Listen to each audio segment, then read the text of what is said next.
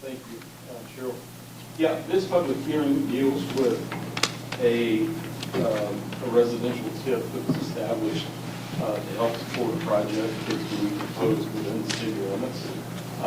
This is for new single-family homes referred to as Sunset Ridge. The actions to create the TIF and everything have already been approved. The Miami County Economic Development Authority has the Development Commission approved for a pledge resolution, which suggested that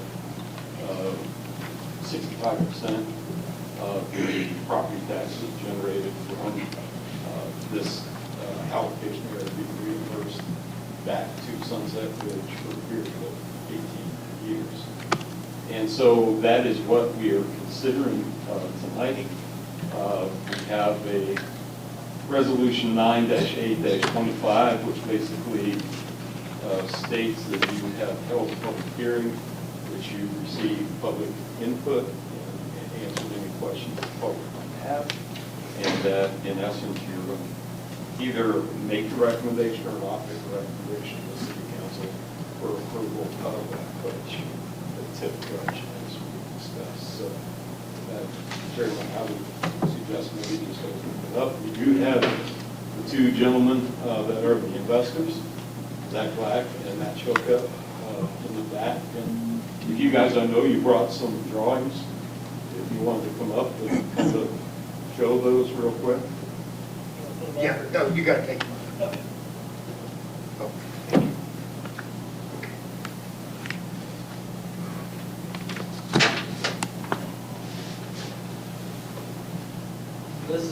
This is the first house that's being built.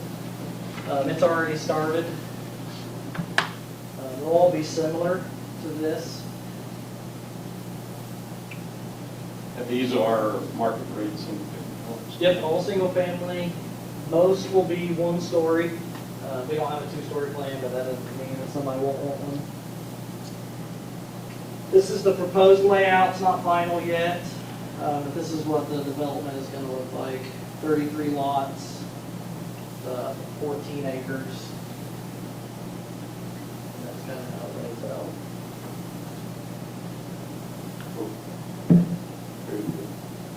The proposed TIF revenue that we're suggesting that would be pledged back to the development would help with the extension of water and sewer and roadways to the site and then through the site that's laid out here that Zach is showing on these diagrams. So right now the water is along the Longview and then also along Duke Street. Yeah. So extending that water and sewer back into the property to be able to accommodate all of those 33 homes is what we would be useful. So the reimbursement then, Jim, would be performance-based, then they'll still pay taxes, it'll come in 65% will go back out based on whatever the assessment is. Right. Okay. And this is totally based on the taxes that are generated from this project.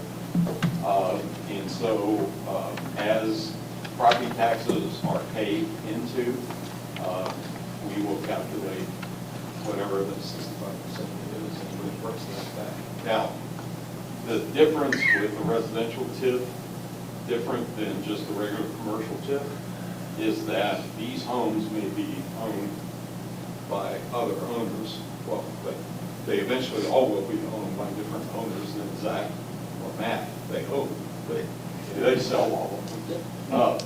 Those people will actually be paying taxes, but that'll be reimbursed back to Matt and Zach for the 18-year term to help offset some of the costs of the development. So I assume that's going to pay off a bond, or pay off the construction. Yes. Okay. And then what if somebody defaults or goes to tax sale, and they just don't get that money? They don't get that money. No, and the city's not obligated to make up the difference. So hopefully that's any Any questions. questions? Audience? I have a question. I don't know if you said this, Zach, but what kind of square footage range are we talking about on the houses you're building? So the first one is 1,500 square feet. In our agreement, they had to be 1,400 and above. Okay. We won't go any smaller than 1,500, I don't think. We decided to bump it up before we build it. The second one, which will start in 2 weeks, is 1,800. Okay. Do you have a price range that you're thinking, or is that going to change as we get into the project? Market value says 300 to 350. Okay. We'll hopefully stay in there. Okay. Thanks. Thanks. Any other questions? So we need a motion to approve. Motion to approve. Second. All those in favor signify by saying aye. Aye. Aye. Opposed? Motion carried. Then have each one sign this resolution. And then also with that, if you would also authorize the secretary of the Economic Development Commission to make a report. So moved. Second. All those in favor? Aye. Opposed? You want to go ahead and give that copy, or I'll give it to Andy.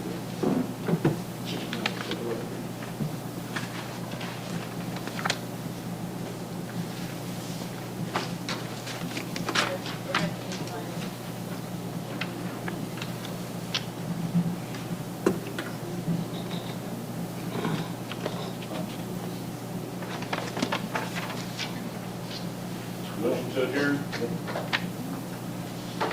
meeting is adjourned at 5:37.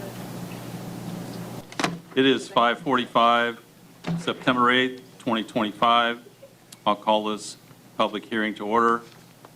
City of Peru Common Council and Peru City Hall Council Chambers. We have a roll call, please. Anderson. Fisher. Here. Hubert. Here. Murphy. Here. Spiedachny. Here. Stevenson. Ulrich. Here. Thank you. The first item is additional appropriation resolution number 14-2025. This is for the Civic Center non-reverting, Fund 5502, and it will be used for new furniture within the Civic Center, correct? Yes. And that's all we got on And the that one. funds were donations. Yes.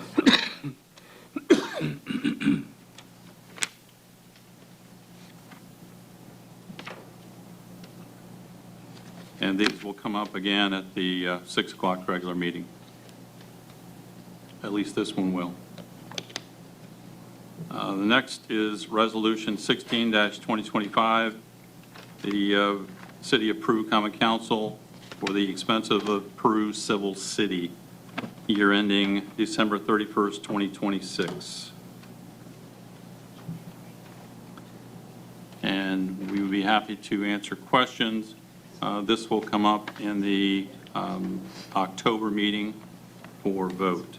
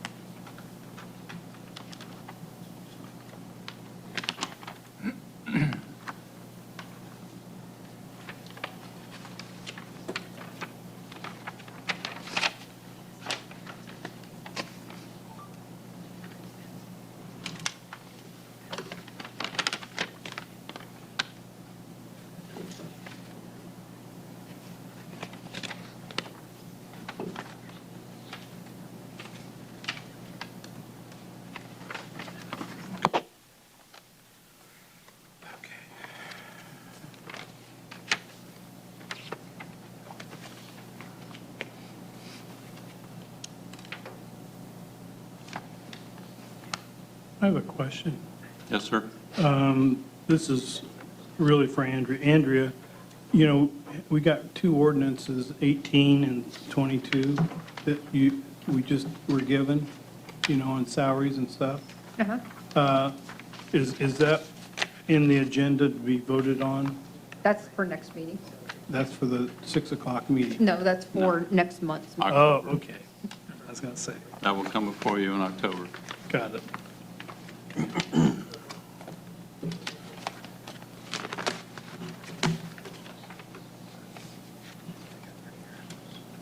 Andrea, I'd like to ask you a question too, if you don't mind. On this adopted budget, $8,735,384, can you give us some detail? I mean, that's kind of a large sum. When you talk about general, what are some of the things that are covered? In the general fund, Yeah, that is clerk treasurer, mayor, city council, okay, city court, police, traffic, sanitation, Board of Works. board of works, okay, civic center. yeah. Yeah, there's a lot of Okay. things in there. Yeah, thank you. And then my other question would be, on this fund for the crime control, is that for, I'm assuming some kind of training, or is that for an increase in pay for the people involved? Which one? The crime control.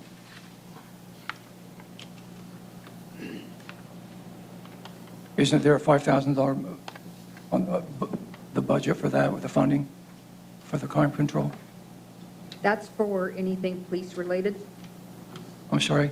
That's anything police Oh, related. okay, okay. Not training or anything, or, well, could be training. It could be, yes. Okay.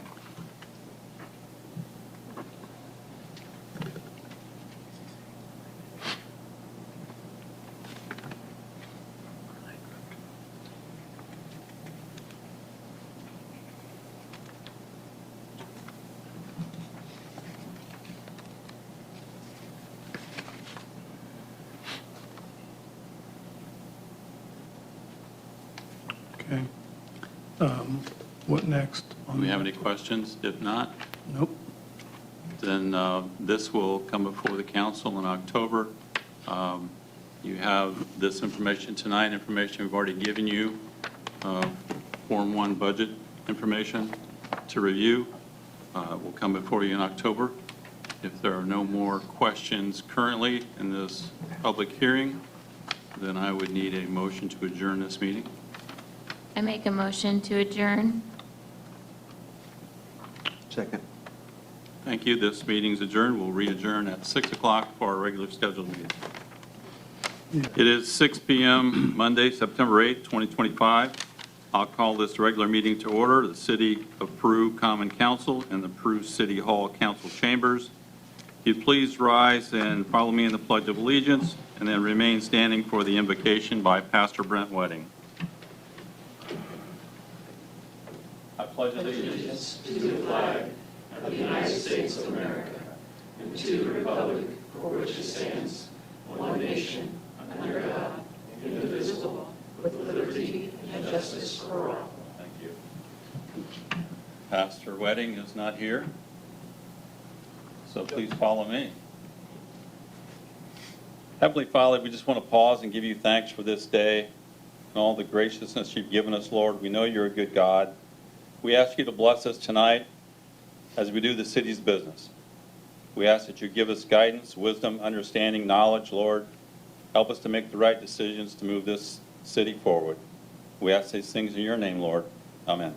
Amen.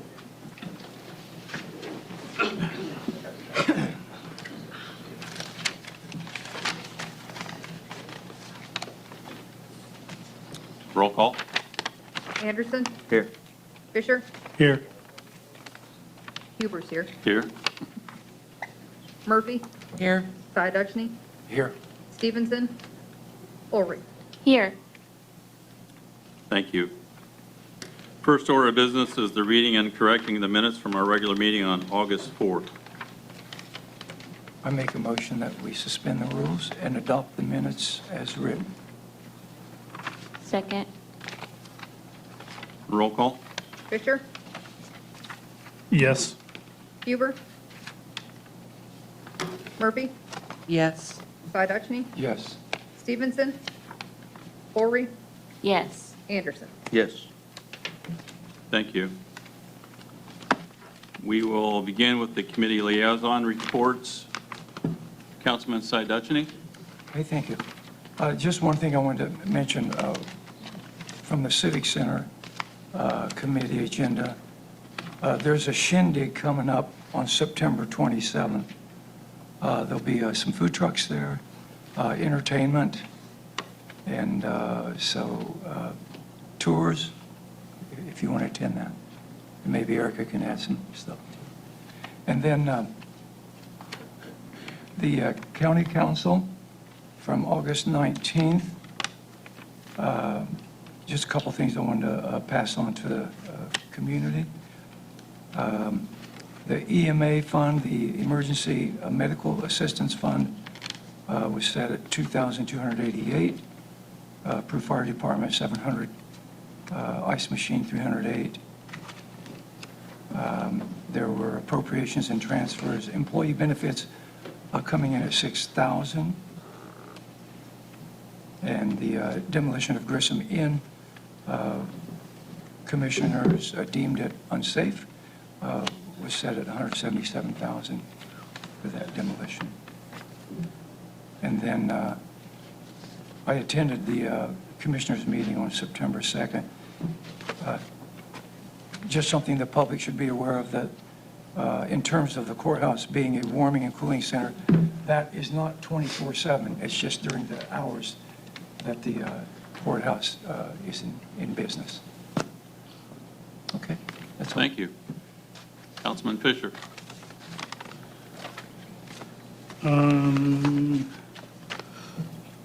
Attended the April 5th, or August 5th, Board of Works meeting, and attended the Peru Utilities Board meeting on August 6th. Also attended the Makita monthly board meeting at Grissom on August 13th. Attended the Miami County Recycling District Board meeting on August 18th. I'm liaison to that board and on that board. Attended the RDP Rediscover Downtown Peru's board meeting as a liaison from the City Council on August 21st. And all these meetings kind of tie in with, to make me more aware of what's going on. And we do get, like today, we do get a report and a request from Rediscover Downtown Peru. So it's very helpful to go to some of these meetings. Attended Miami County Commissioners meeting on August 4th and August 18th, and the Parks Board meeting on August 14th. And we had the ribbon cutting on the splash pad on a project on August 25th.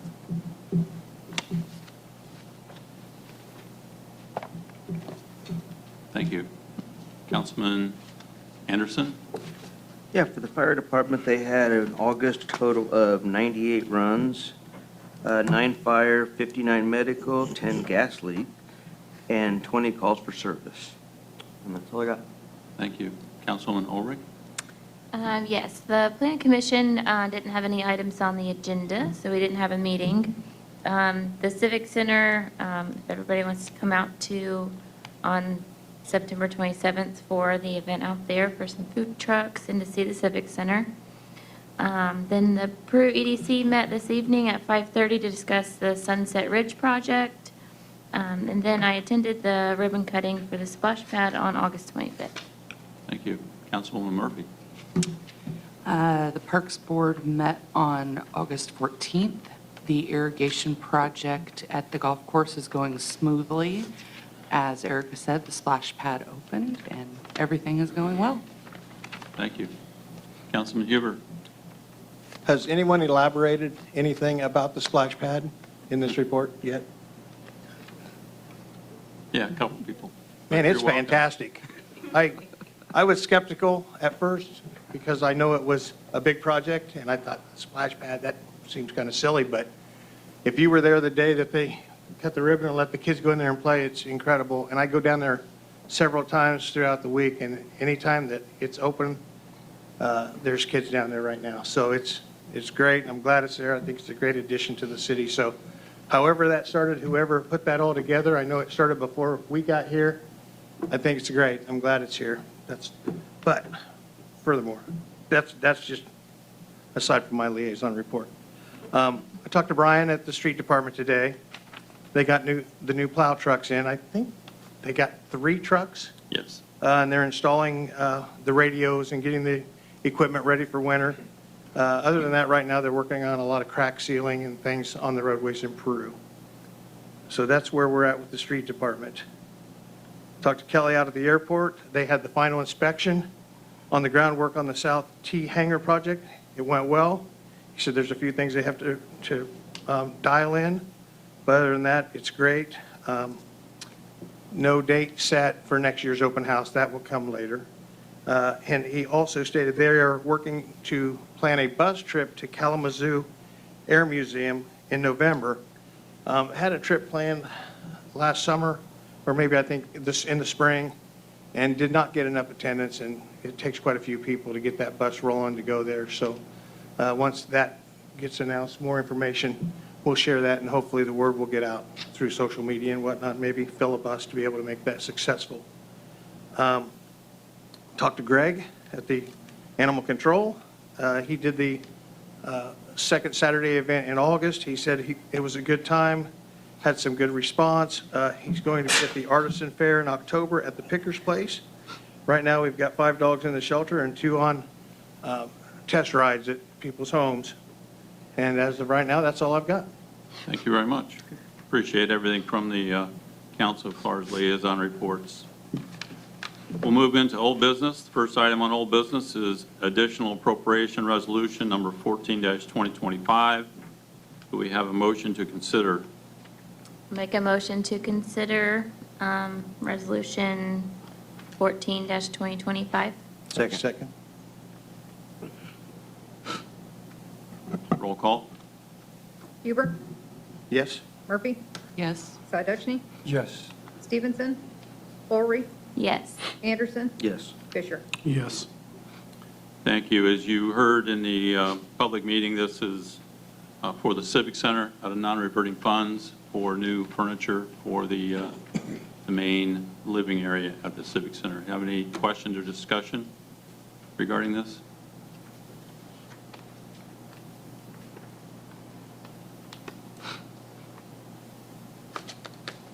No questions, no discussions? I would ask for a motion to approve. Make a motion, we approve Resolution 14-2025. Second.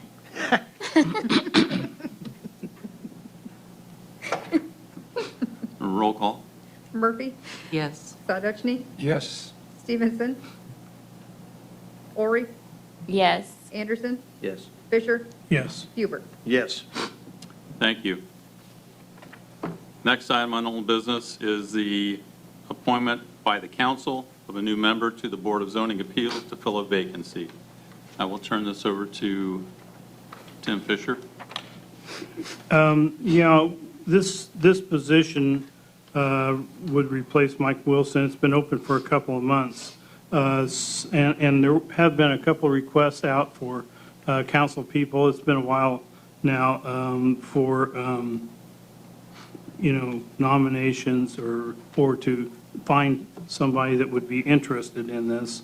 So I think I want to kind of open it up for nominations. If anybody's had anybody that's shown an interest in this, then I believe I want to open it up for nominations for this position, which is, again, an appointment to the Board of Zoning Appeals and it's a city council appointment. I would like to nominate Richard Blair. I'd like to nominate Jennifer Hopkins. Okay. Any more nominations? Okay, close that. I believe we I vote on think it. just by a show of hands, if you announce the name and ask for a show of hands, if you're in favor of that person, then we can go that direction. Clarification, it's for one position, not two separate. That's true. Yeah. One That's position. true, one position.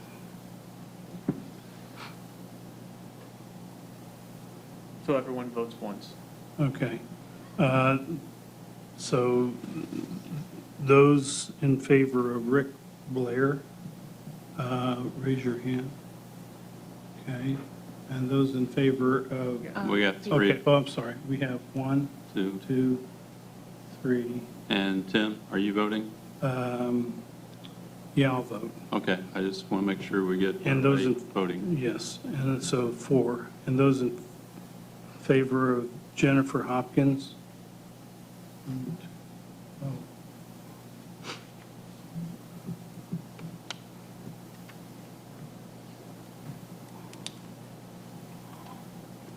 And so I open it, I guess it's closed. And then Closed. we, I don't know if there's any discussion, or I think that's it. The appointment would be Rick Blair to the Board of Zoning Appeals by the City Council, and that is a four-year term, effective the next meeting. Congratulations, Mr. Blair. Nothing further under old business. We'll move to new business. First item is Resolution 15-2025, resolution establishing rate tracking factor for the municipal electric utility of the City of Peru, Indiana. Do we have a motion to consider? I make a motion, we consider Resolution 15, 2025. Second. Roll call? Stevenson, Horry, Yes. Anderson, Yes. Fisher, Yes. Huber, Yes. Murphy, Yes. Spider-Duchney. Yes. Howdy. So this is the fourth quarter tracker. And your packet shows that Doesn't sound like it.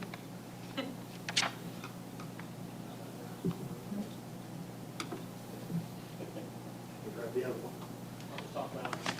So this is for the fourth quarter tracking factor for the cost of energy. It's a pass-through rate that we do every quarter. If you've read the packet, it is an increase this time. 1,000 kilowatts on the residential side will be an increase of about $1.16. However, we're still 3% less than we were January of this year. So we've had 3 quarters of decline. Now we're kind of back up on the incline. But again, it's the cost of energy, and that's just the pass-through. And then we are at 1,000 kilowatts, including our customer charge. That would put us at 129.34. Duke is 171.68. Heartland REMC is 151.58. Miami Cass is 166.47. NIPSCO is 214.40. And AES Indiana is 153.99. So we are still the lowest of everyone that touches our territory, other than Logansport. Any questions?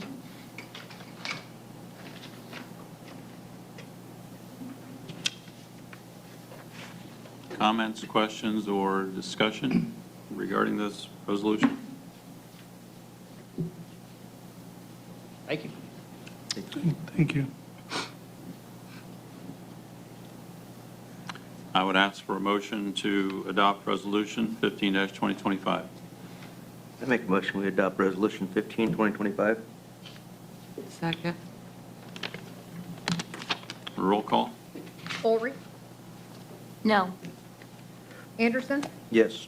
Fisher, Yes. Huber, Yes. Murphy, Yes. Spider-Duchney, Yes. Stevenson. Thank you. Next item under new business is a presentation by Rediscover Downtown Peru, Cotty Roberts, requesting funding to upgrade and activation of downtown alleyways over the next 2 to 3 years. Cotty and Eric. Say, evening, council. My name is Eric McCoy, and I've served with Rediscover Downtown's board since 2017. I've been our board president since 2021. I am here with Cotty Roberts, who has been our executive director since 2023. And we're here to present and make a request for funding for a few beautification projects over the next 2 to 3 years, primarily focused on alleyways. So I'll actually turn it over to Cotty to give you just a quick introduction, and I'll run slides for you, and if need be, we'll trade out here.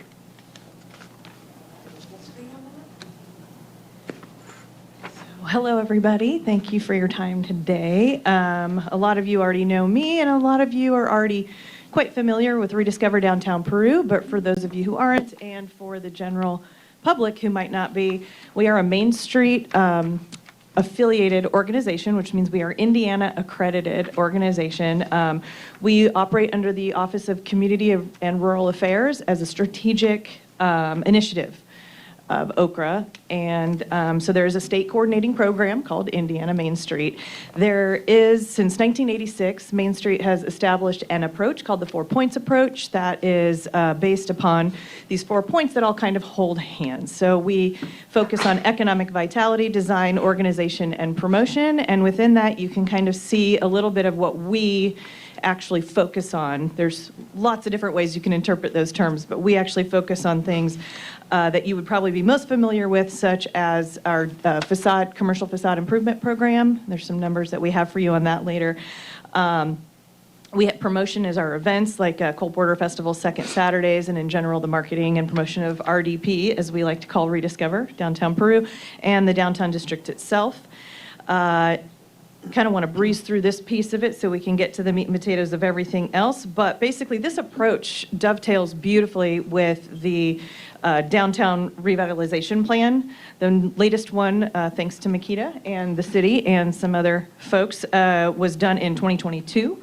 So it is current, and it is the second or third iteration of our revitalization plan. It's been, We've had a lot of backstory on all of this in a good way, and that's what's led to so much of the improvement that you've already seen in downtown Peru since 2014. RDP was actually established in 2015, for the record. So some of our accomplishments and highlights, specifically with that facade improvement program, since 2015, we've had $213,500 awarded in grants. So those direct improvement grants to the downtown, they are matching. And so that actually garnered a private investment, private dollars of over $1.5 million to date. So we also, within that sort of hand in hand with that, we have had with the Key Building Program that's run by the city, 4 different completed building revitalization projects, and of course 2 activated alleys within the last 2 years that you guys have seen. So that amounted to roughly $325,000 in public investment in just the downtown Peru district. Volunteer hours is something I always like to highlight. On average, we have about 1,950 volunteer hours per year, and the state values that at $31 an hour. So per year, we're getting an average investment, just volunteer time and effort, that equates to just over $60,000. We've had $55,000 in grants received. We've also had some in-kind grants that weren't really cash grants, but design grants and technical assistance grants that we've had that would actually increase that number. But you can see what the actual cash grants went towards there underneath that. Right now, all of this, 2 of our biggest accomplishments and what's related to our presentation most tightly today are our alley activation efforts. In 2024, with the help of Makita, we opened, and of course the city, we opened the Memory Lane, as it has come to be called. It's between Lillian's and El Bell over there by Edward Jones off of East Main Street. And you can see the project costs for that were just over $11,000. We learned a lot on that one. And then Acrobat Alley opened this summer.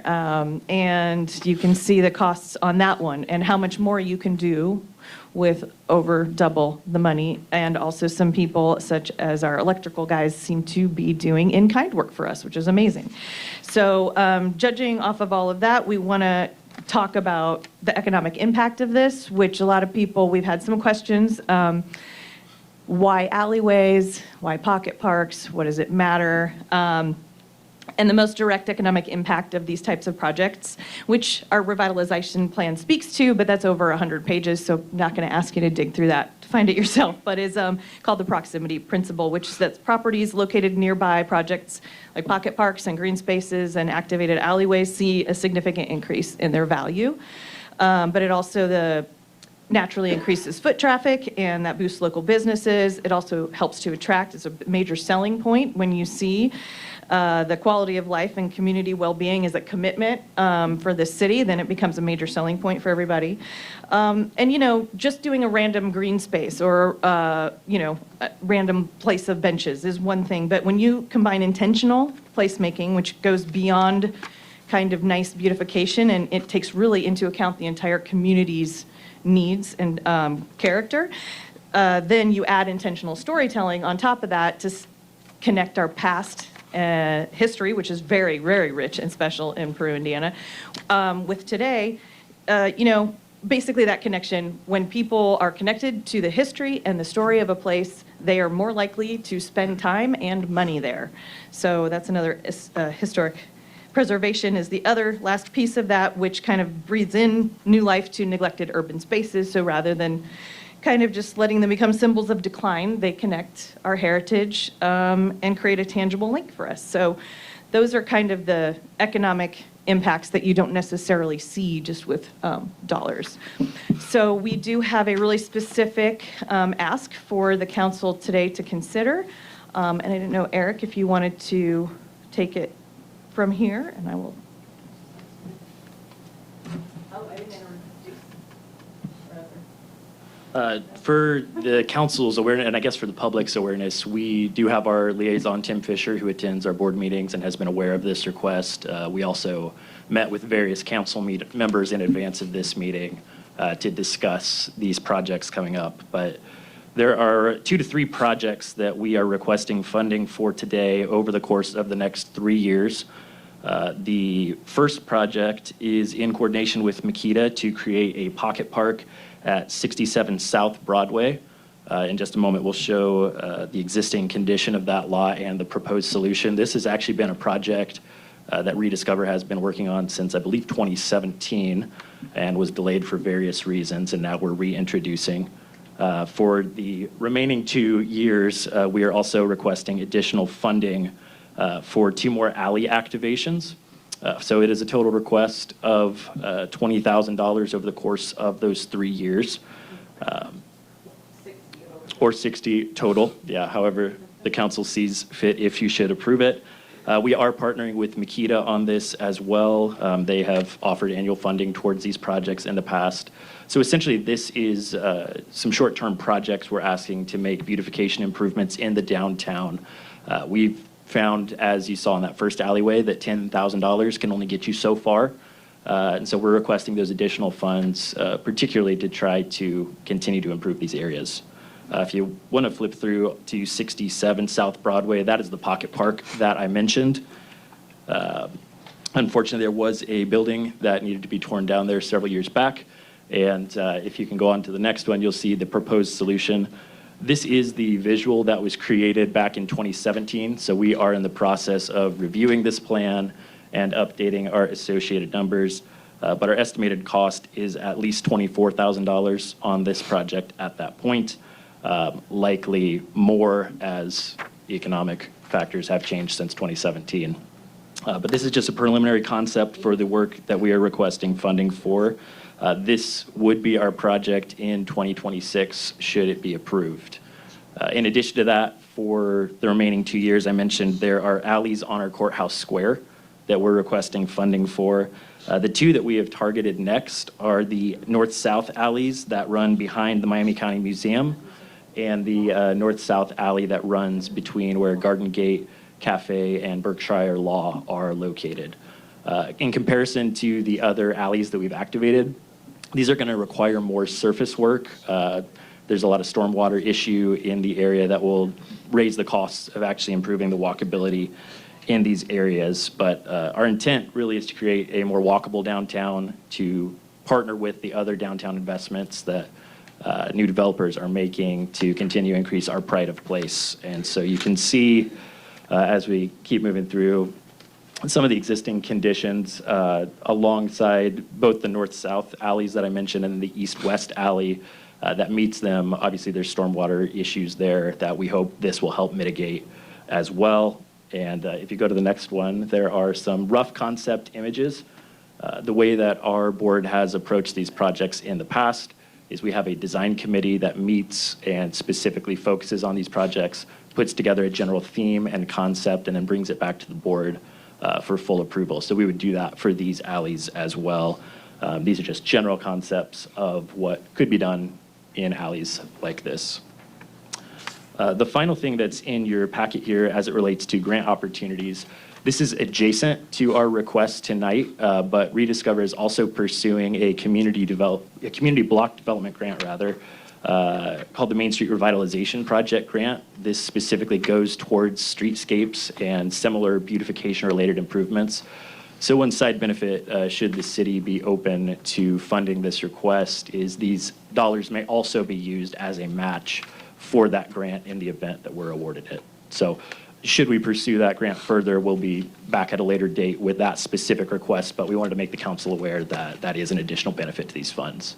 That said, if we do not receive the Main Street Revitalization Grant, we do still want to move forward with these beautification projects. And so our request is for the council to consider that funding over the course of these next few years. And at this point, I can pause and take any questions that the council may have. Eric, I wanted to ask you, go back to 67 South Broadway. Yes, sir. Are you saying that your intention is to tear that building down? No, it is in the gravel lot Okay, that you see just that there. little parking space. Just, yeah, that gravel area there would be improved and turned into a Yeah. pocket park, likely with some type of a shade or pergola there.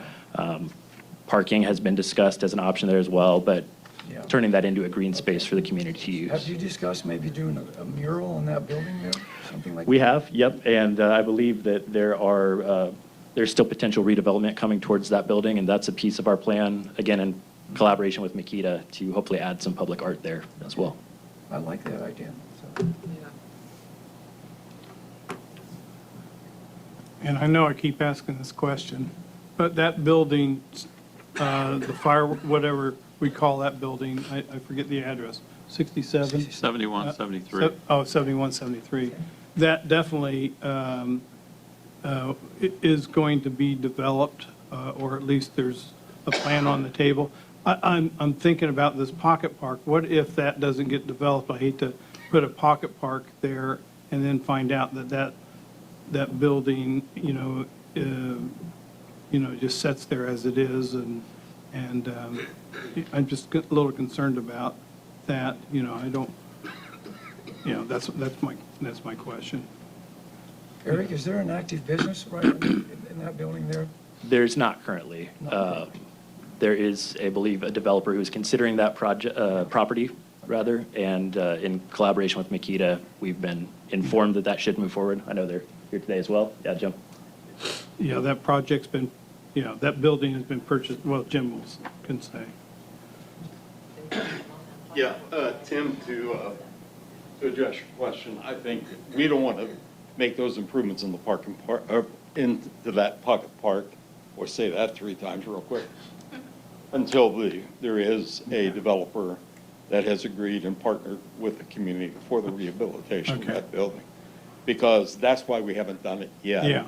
Was we didn't want to put something there with a nice pocket park and be staring at that facade Right. on the north side. And I agree. So I would think that if you did approve the money, it could be contingent upon there being a developer agreement for the future rehabilitation of that building.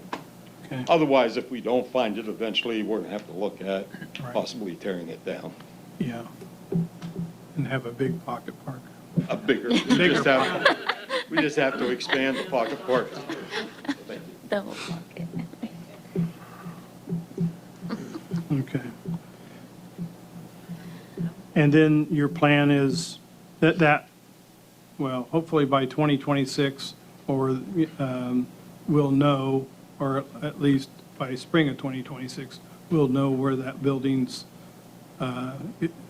where that situation with the building is. Yeah, that's our intent. Yeah. the two alleyways, you know, I'm a little concerned about those because of their condition. And in the proposal, it talks about maybe $40,000 for each of those alleyways.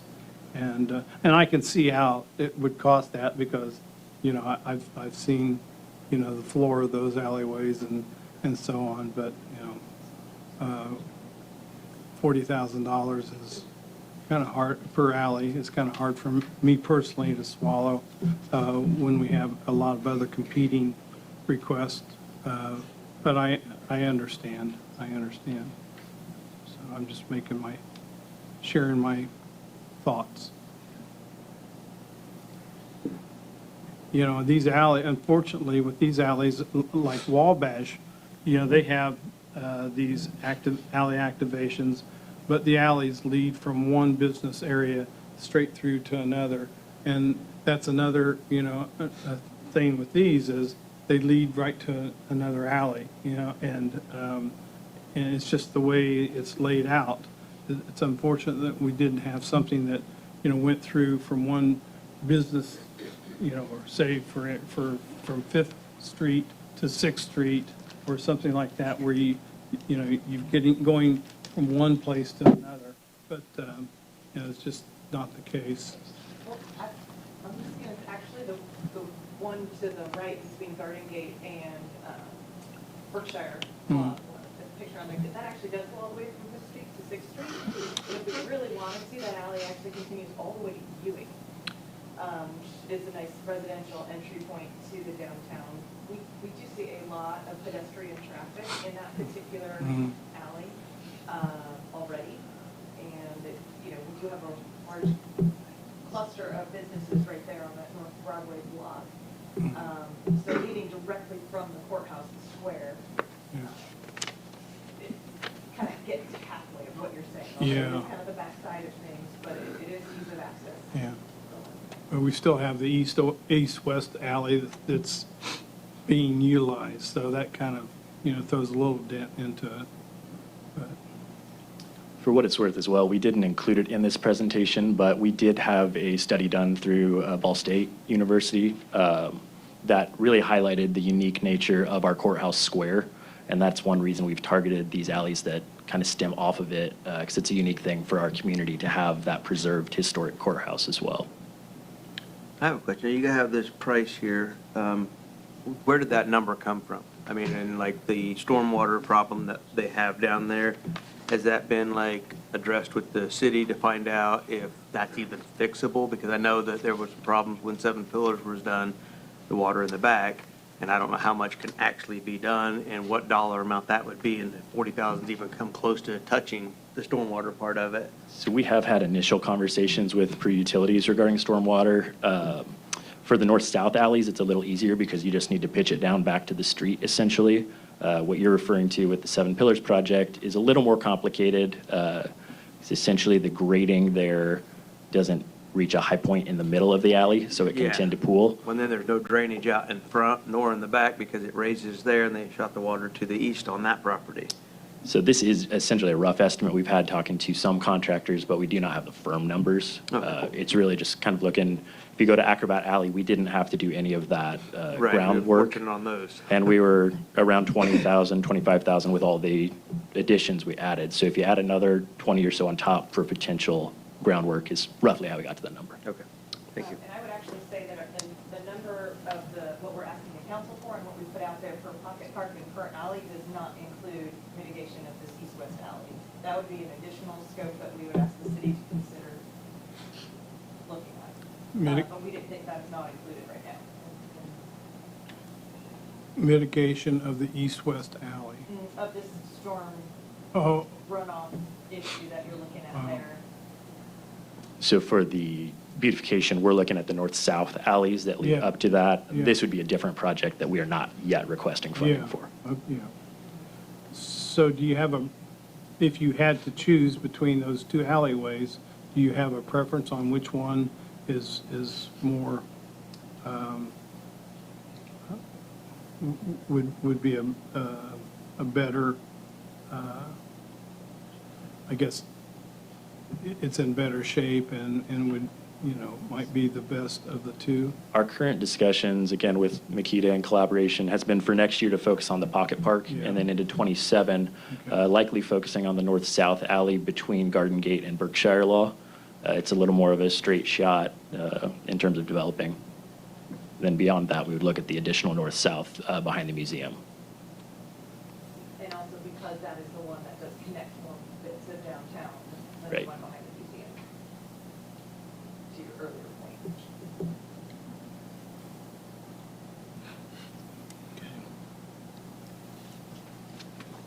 Do you know when you find out about the approval of the grants that you've applied?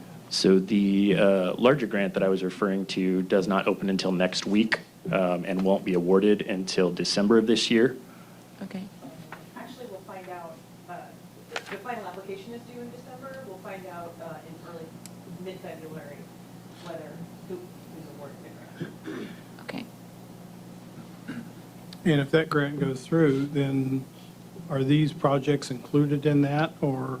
They could be potentially, but are not necessarily. So this could count as a match, but it's a much larger grant that could include some of these other improvements like the east-west alley or other streetscapes. And I assume that, in that grant, that the city administration will be, mayor in particular, will be included in conversations, because I know he has some ideas in his mind for downtown revitalization and to incorporate those into this plan. Yeah, and we have had conversation with the mayor's office in advance of pursuing that grant to make sure our priorities are lined up. Okay. All right. And so your ask is 20,000 per year over 3 years, correct? Yes, sir. Okay. All right, thank you. Any more questions or comments for Cotty or Eric? I have a question.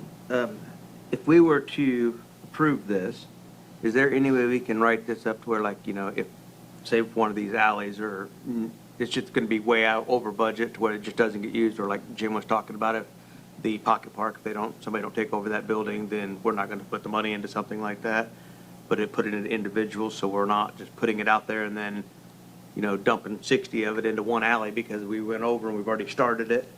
Yeah, I think we would be very comfortable with that. Really, our intent was to try and do some large-scale forecasting for these projects, but if it were a 20,000 annual disbursement rather than, 60 ends up going to one alley, Right. We're very comfortable with that type of approach. Okay. Thank you. Yes, thank you so Thank much. you. Time So, right now. so I guess, are we, one last thing, are we asking for us to vote on this tonight? No, that's not the. This is just to gather information? So that when it comes before the council for appropriation of some funds, you understand fully what the concepts are, and what the monies would be spent for. As we look at the longer-term plan for the revitalization of our downtown, it does include living spaces, living quarters in downtown. So we expect to have people living in our downtown within the next year. We want them to have access, walkability to different things throughout the community. So this would be, in my opinion, a great way to accomplish that, along with beautifying our city as well. So RDP, Eric and Cotty, they have shared their vision with me about what they want to do. So this is just an opportunity for them to share that vision with the council going forward. Thank you, Cotty. Next item on our agenda is a Makita presentation on the development agreement between Sunset Lodge LLC and the City of Peru. Mr. Tidd. Thank you, sir.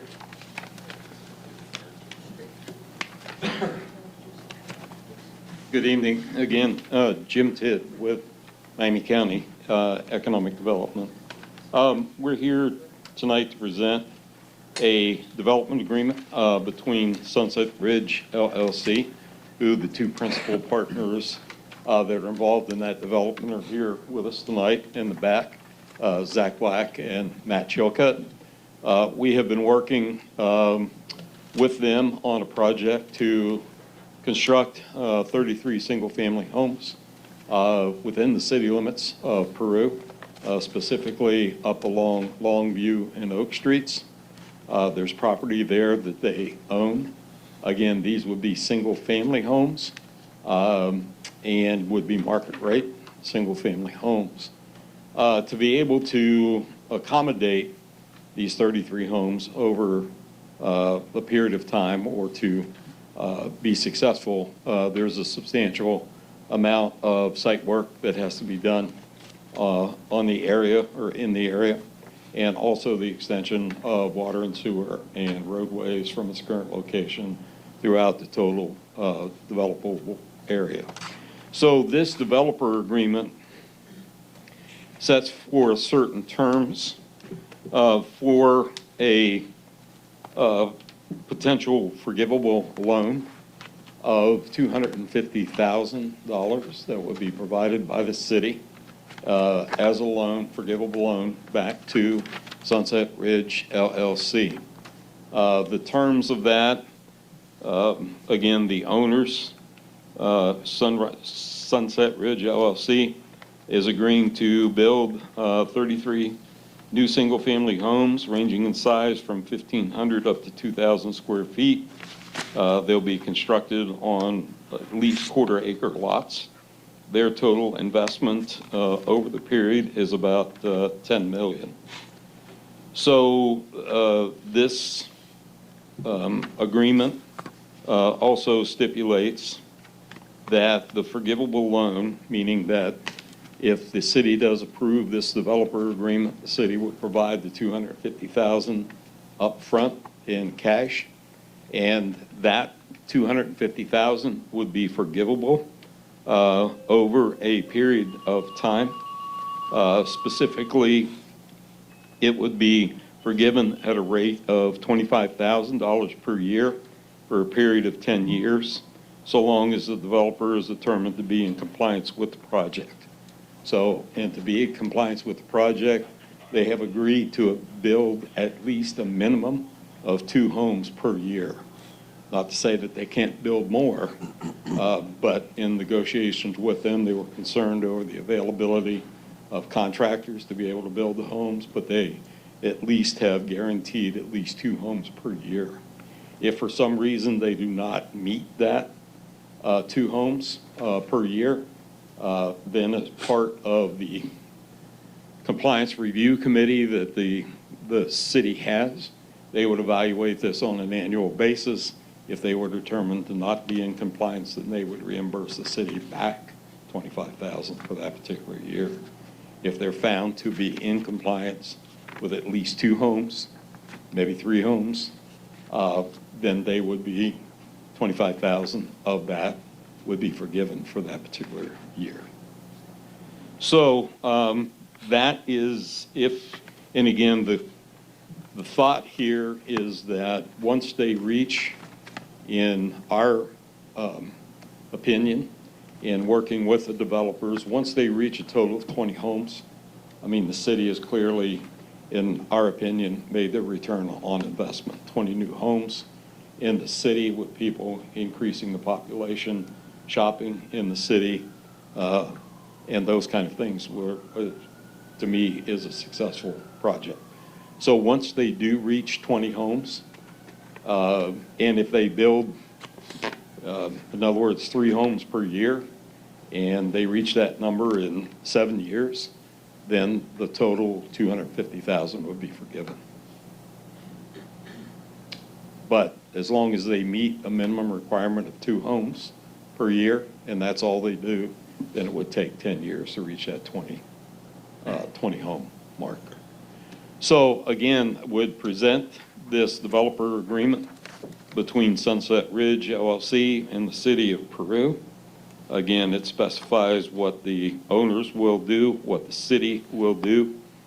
Primarily, the main thing is the $250,000 a forgivable loan that would come out of CEDAT, which I think has already been appropriated. And so I would ask the council for your consideration and approval and authorize, probably be in this case the mayor, to sign the development agreement on behalf of the city. But I'd be willing to answer any questions you might have.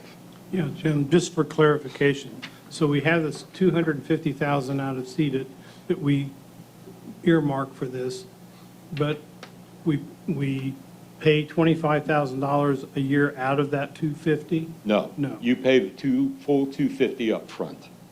They have access to that money to start putting in the infrastructure and building the roads. Okay. That is forgiven each year at a rate of $25,000 I see a what year. you're talking about, 25,000 being forgiven each year. So at the end of 10 years, yeah, they don't, it's a forgivable loan, okay. Yeah. But they get the 250. They fully complied. If, in other words, let's say, I don't think this is going to happen, but let's say in year 2, they only build one home, then for year 2, they're determined not to be in compliance. They owe you back $25,000. And then, but that's only for that particular year, or they don't get they owe you back the $25,000. But then year 3, if they only lose that one particular year, year 3, they're back in compliance, then they get the $25,000 forgiven. How do we monitor something like that? I That's mean, through the compliance. You have a compliance review committee that evaluates the abatements and stuff. Now you'll be evaluating the forgivable loan. You're on that committee. I know. Yeah. I know. Hello. And if, again, both Zach and Matt are here in the audience, be able to answer any questions you might have. I do know if you want to show them the concept drawings that they brought to show the type of home to be constructed, the layout of the lots and everything for the 30-degree home. So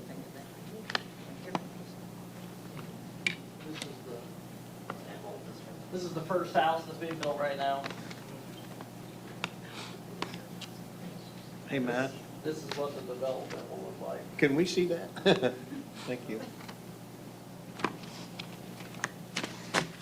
Are these all going to be single-level homes? Oh, they can be either. Either? Okay. Pretty cool. Nice.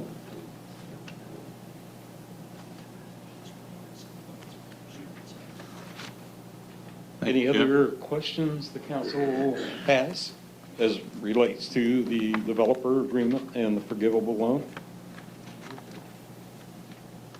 Thank you. Now, does this also include the conditional project expenditure agreement?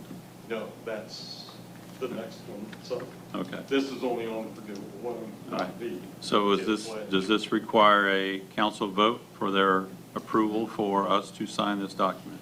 Yes. Okay. And to authorize the forgivable loan at $250,000. Okay, do we have a motion to consider the development agreement between Sunset Ridge and City of Peru? I make a motion to consider. Second. And roll call? Anderson, Yes. Fisher, Yes. Huber, Yes? Murphy, Yes. Spiadachny, Yes. Stevenson, Ulrich. Yes. Thank you. And now we would ask for a motion to approve Andrea and myself signing the documents for the development agreement between Sunset Ridge and City of Peru. I would make that motion to approve that the mayor and clerk treasurer be authorized to sign those documents. Second. And roll call. Fisher, Yes. Huber, Yes? Murphy, Yes. Spiadachny, Yes. Stevenson, Ulrich, Yes. Anderson. Yes. Thank you. Mr. Tidd, the next one is the conditional project expenditure agreement from Sunset Ridge LLC. Thank you. The second part of the assistance on this project includes a pledge of future TIF revenue generated from the development of this 33 acres.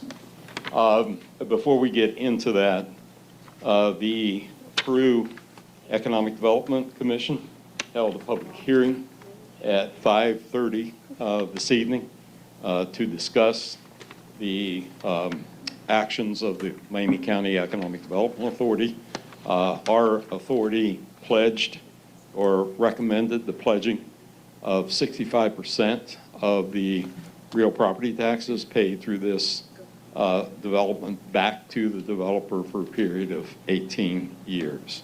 And again, these funds, in addition to the $250,000 that you approved for the forgivable loan, would go towards preparing the site, extending the water and sewer and roadways throughout the project. So as a result of that, again, the commission met earlier today, held a public hearing, discussed the project, and Makita's pledge, or recommended pledge, of that TIF amount. And so Erica, as secretary to the Economic Development Commission, I think has a report for the city. Yes.